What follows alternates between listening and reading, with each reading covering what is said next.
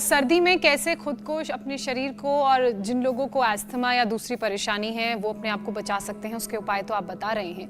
लेकिन सर्दी के साथ साथ पोल्यूशन भी तेजी से बढ़ रहा है, जो लोगों के लिए परेशानी का सबब बना है।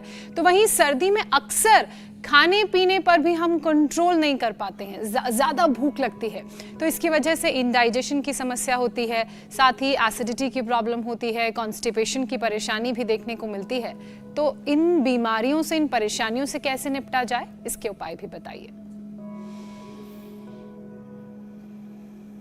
तो देखो, सर्दी में ये बात तो सही है, मेटाबॉलिज्म बहुत अच्छा रहता है, भूख अच्छी लगती है, इसलिए गोंद के लड्डू हों, बढ़िया बढ़िया पकवान हो, घी का सेवन हो, ये सब सर्दी में ज़्यादा करते हैं। इससे इम्यूनिटी भी बहुत अच्छी बढ़ती है, लेकिन मेटाबॉलिज्म गड़बड़ ना हो इसलिए हमने अर्धलासन, पादवृत्तासन, द्विचक्रिकासन क्या और ये पवन मुक्तासन 1 मिनट करें ऐसे।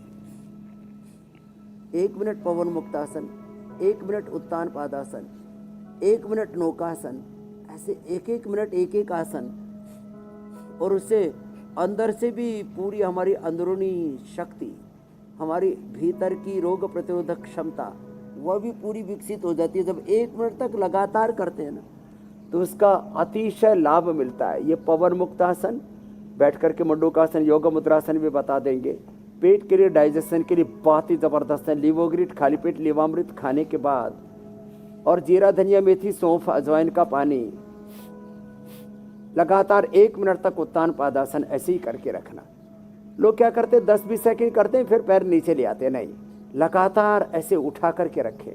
लगातार पवन मुक्तासन 1-2 मिनट, लगातार उत्तान पादासन 1-2 मिनट, लगातार नौकासन 1-2 मिनट, ऐसे इसमें बने रहना है। और साथ में कपालभाति भी करते रहना है, तो डाइजेशन बहुत ही ज़बरदस्त हो जाता है। तो जो भी आसन करना है ना, तो उसको 1-2 मिनट थोड़ा लगातार करें, 10-20 सेकंड नहीं। जो मैं उदाहरण देता हूँ कि fatty liver, liver cirrhosis, hepatitis, फेलवे लिवर को, फेलवी किडनी को, फेलवे पेनक्रियाज को। अब ये जिज्ञासा भारद्वाज बेटी 50 यूनिट इंसुलिन पर थी और अब 0 पर आ गई, तो किससे? यही पवन मुक्तासन, उत्तान पादासन, नौकासन से तो बस 5-5 मिनट कराते हैं। यही मंडूकासन, योग मुद्रासन 5-5 मिनट कराते हैं ऐसे। चलो बेटा, आप भी करो। गोमुखासन भी कर रही है जिज्ञासा बेटी हमारी, और मंडूकासन, योग मुद्रासन भी 10-10 मिनट करना है। अच्छा स्वामी जी, इसका खाली एक ही लाभ नहीं, अनेक लाभ हैं। मंडूकासन से त्रिदोषों का प्रशमन होगा, लीवर, किडनी, पेनक्रियाज, पूरा पाचन तंत्र अच्छा होगा। जी मेरे भाई। स्वामी जी देखिए, सर्दी चाहे जितनी बढ़ जाए, अच्छा। आप अपनी एक चादर के साथ ही रहेंगे। आपका तो खैर मामला ही बिल्कुल अलग है, लेकिन सर्दी चाहे जितनी बढ़ने लगे, लोगों का चेहरा खुला रहता है, हाथ भी ज़्यादातर ग्लव्स बहुत सारे लोग नहीं पहनते हैं, लेकिन पेट तो सबका ढका रहता है, और मोटा सा स्वेटर, ऊपर से जैकेट। फिर भी बहुत सारे लोग कहते हैं पेट में ठंड लग गई है। ये क्या कहानी है? और अगर पेट में ठंड लगती है तो फिर इससे बचने का उपाय क्या है?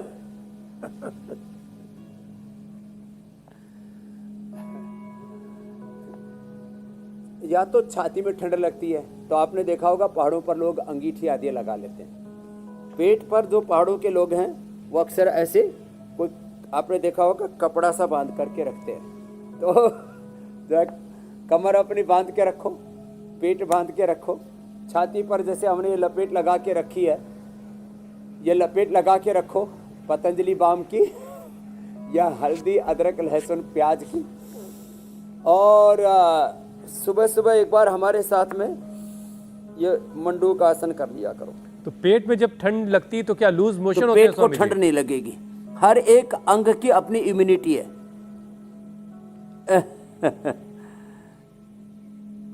तो देखो, ये किसी की हड्डियों को बहुत ठंड लगती है, किसी के दांत गिड़गिड़ गिड़गिड़ गिड़ करने लगते हैं, ऐसे ऐसे दांत कपकपाने लगते हैं। मैंने देखा लोगों के दोनों दांतों में।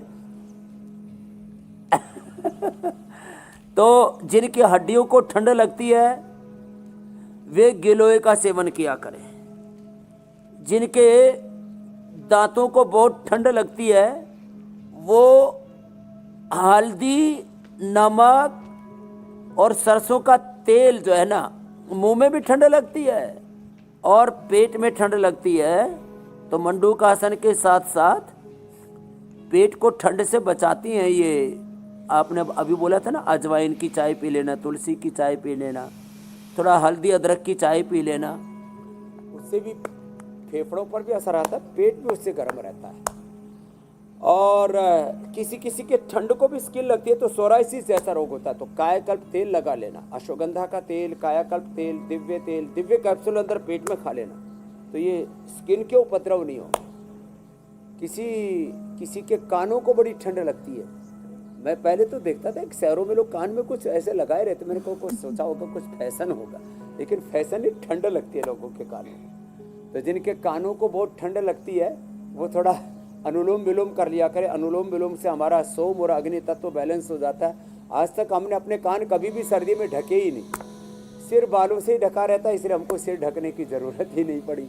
तो सिर में भी किसी को बहुत ठंड लगती है तो उसमें भी गर्म सरसों के तेल से या तिल के तेल से मालिश क्या करो, और तिल का ही तेल खाया करें।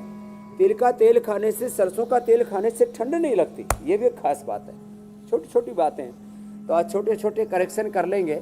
सबको सर्दी से बचने के उपाय बता रहे हैं। अब इस बार सर्दी किसी को लगने नहीं देंगे। अब सर्दी जुकाम कफ कोल्ड नहीं तो किसी को तो अक्टूबर नवंबर में शुरू होती है और जाकर के फरवरी मार्च में सर्दी जुकाम ठीक होता, नहीं तो पूरा ही जैकेट स्वेटर वालों का काम बलगम कैसे चलेगा बनता स्वामी रहता जी? है, छींक रहते हैं, स्नीजिंग बहुत होती है। इंडिया टीवी हर वक्त हर जगह डाउनलोड करने के लिए सर्च करें India TV news Google play store या ऐप स्टोर पर।